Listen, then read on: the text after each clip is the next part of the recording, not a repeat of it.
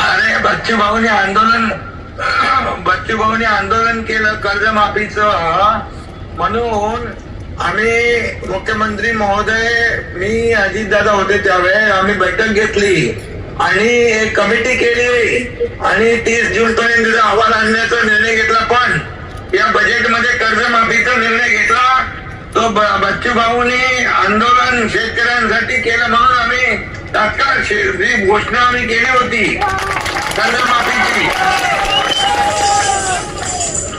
कर्जमाफीची घोषणा जी केली होती, वचन दिलं होतं निवडणूक पूर्व काळात, निवडणुकीच्या वेळेस ते आम्ही पूर्ण केलं. याचं श्रेय देखील बच्चू भाऊला जात आहे.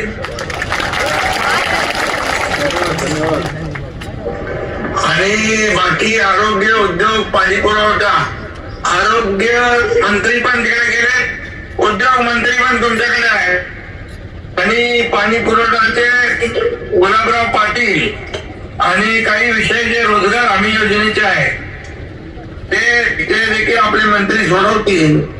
स्कायवॉकचा विषय आहे, मेळघाटचा विकास आहे आणि मी स्वतः मुख्यमंत्री महोदयांना देखील या बाबतीमध्ये सांगतो आणि याच्यामध्ये मी स्वतः पाठपुरावा करून मुख्यमंत्री महोदयांकडून आपण जे जे काही विषय आहेत, पुढील काही विषय पॉलिसी मॅटर आहे ते आपण सोडवण्यासाठी सगळे प्रयत्न करू. पूर्ण टीम तुमच्या मताशी सहमत आहे.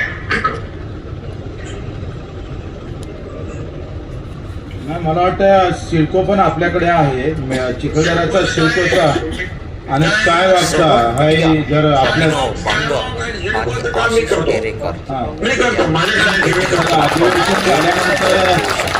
लगेच बैठक घेतली पाहिजे, कारण सगळे लोक पायी आलो, 250 किलोमीटर आम्ही पायी चालत आलो. आमचा तुमच्यावर विश्वास आहे.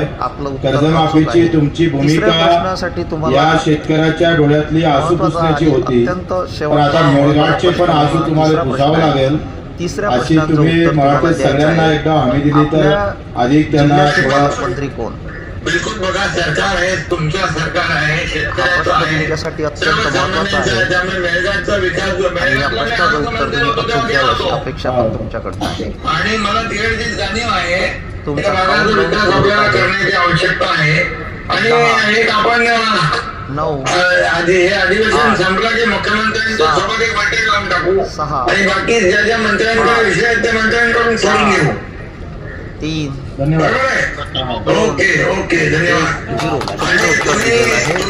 आपल्या अमरावती जिल्ह्याचे पालकमंत्री आपण 3 पैकी अचूक उत्तर दिलं. मात्र दखल घेतली त्यामुळे कार्यक्रमात